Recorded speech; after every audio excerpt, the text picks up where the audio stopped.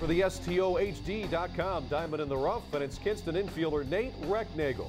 STOHD.com's Tony Lastoria says the Indians' 19th round draft pick in 2008 out of the University of Michigan has good power and strength, shows a simplified approach at the plate where he looks for a pitch he can drive. Now, he's below average defensively at first, though he has some versatility that he can also play catcher. That could be a huge asset for him later on. Interesting bat. Will need to continue to hit and show the power to keep getting opportunities at higher levels in the system. He went on a tear last year, Jason, in Lake County, in which he was just demolishing the baseball. But intriguing guy. Let's see if he can continue to develop. Yeah, he is. And right now, I mean, there really is no position for him to play because he does have some weak skills at first base. But that's something that you can work on during the offseason. You saw Jordan Brown really do that to improve himself in the outfield. Nate can do the same thing at first base, and he has a strong arm behind the plate, too. All right, read more about prospects every week on Minor Happenings on STOHD.com. And don't forget to check out Tony's book listing the top 100 tripod prospects. Welcome back to the show. Indians Minor League Magazine. Time now to go down to Columbus for this week's Minor League Insider, where we'll check in with Scott Leo, who has Indians pitching coach, well, I should say Clippers pitching coach. He's the former Indian from the Hall of Fame, Charlie Nagy.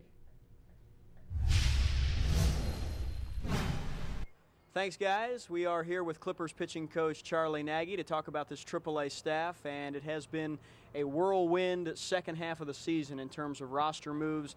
The big club has had a lot of demands from you and from this staff. Most recently, we've seen Josh Tomlin go up to the majors. He's a guy that wasn't even in your starting rotation when camp broke. Talk about the season that Josh has had, getting all the way to the major leagues. I guess that's just Josh's career in a nutshell. Everywhere he's gone, he's been that guy coming out of the bullpen, picking up a starter here and there, and he's just worked his way into every rotation from A-ball to this year here in Columbus, and has just been inserted in the rotation and just taken off and done a great job. It's just a tribute to him. He's a great kid. He works hard, throws strikes. He's one of those guys that, you know, doesn't light up radar guns or anything like that, but he throws strikes. His cutter has come a long way. He's very aggressive. He gets quick outs. He does all the little things right. You know, just very excited for him. The whole organization is so excited and proud of Josh and Genmar and the job that they've done. Yeah, I'm glad you mentioned Genmar Gomez because he wasn't very effective here in AAA for the early part of the season. All of a sudden, he got that spot start in Cleveland, pitched well there, and things really started to click for him. What changed? Yeah, Genmar struggled early on, you know, just trying to find his niche here in AAA.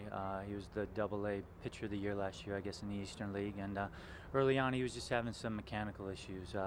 About 4 or 5 starts, maybe 7 starts before he got the call up there, he made a little adjustment pretty much on his own in his mechanics, and everything just kind of took off. He was getting to his backside better, able to leverage the ball down, and his sinker and then his slider and his changeup command just improved dramatically after that. And you know, then it just, you know, flourished from there. Here in AAA, sometimes it seems like it's a school setting because guys graduate and then the next class comes in. And here we've seen a left-hander, Eric Berger, who's getting his first taste of AAA. What have you seen about Eric that you like, and maybe where does he need to improve? I've only seen Eric throw a couple times so far. His first start was very good. He throws strikes. He attacks the hitters. He pitches a little differently than a lot of guys. He pitches up and down in the zone, as a lot of guys like to try to expand the plate, you know, east to west. He goes north to south. He's got a good overhand curveball, good fastball, kind of sneaky fast, and a good changeup. And he's a very confident kid, and he's not shying away from the bat at all either. In your bullpen, similar things have happened from the respect that guys have gone to the majors, and then that next group, that next wave has arrived here in the International League. We saw Frank Herman go up. We've seen Jensen Lewis on the shuttle back and forth, Joe Smith. The names go on and on. Let's talk about some of the guys that are here in AAA now. Vinny Pastano has sort of inherited the closer's role. What do you like about Vinny? I like Vinny's attitude. You know, he's tailor-made for that right now. He's a very confident kid. He knows his role. He likes it. He likes the ball. He likes being in those pressure situations. He likes coming in the 9th inning with, you know, a 1, 2, 3-run lead. He's thriving on that right now, and he's done an exceptional job in that role. He's aggressive. He's got an above-average fastball and a great slider, and he's just been going out there and attacking the hitters. And good things have happened for Vinny so far, and it's great to see. He's the guy that last year was closing in Akron with the Arrows when they went on to win a championship. He got hurt. Josh Judy moved in. Judy's part of your bullpen, and he's been successful as well. Yeah, Josh has been throwing the ball great. He came to us a little late. He had a little elbow issue in spring training, but that's behind him now. And it's just the first month when Josh got here, it was almost like spring training for him. He was trying to find his release point and, you know, get his slider back working and stuff like that. And once we got past that first month or so, 20 or 30 days he was here, just taken off and just been really consistent for us, taking the ball when the opportunity, pitched 1, 2, 2+ innings at times, and another guy who's just a really good fastball and a great slider to complement that. And he's done a great job for us here at the AAA level. The Clippers have had a great season up until this point, and the offense has gotten a lot of the accolades because they've scored a ton of runs. But one of the things I keep harping on, the bullpen has been really good for most of the year, and that is as big of a reason for this team's success as the offense.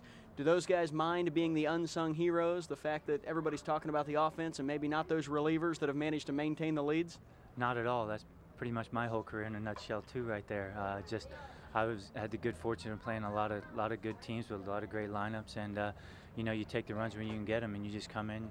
Like I tell these guys, just go out there and do your job, you know. And you know, we're fortunate to have a bunch of guys right now who are, you know, we're getting leads, we're getting runs, and if we go out there and say the starter struggles, as long as the bullpen kind of keeps us in the game, we have a chance every night. And we've had a lot of comeback wins because of that. And you know, we've had some turnover in the bullpen, but, you know, just sliding guys in there right now, and they're getting their feet wet here in AAA. And, you know, hopefully they'll just follow the lead of Vinny and Josh down there and Jess Todd. We got Jess Todd back. He went up there, did a great job for them.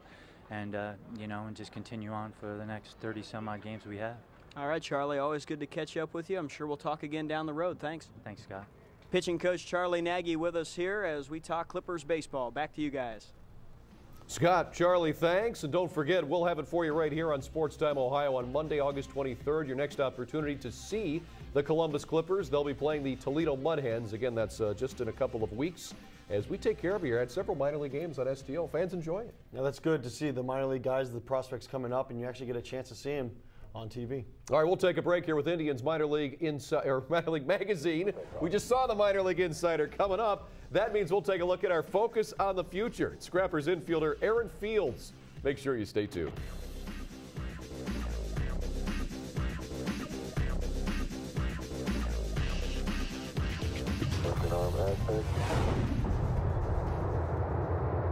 Beautiful.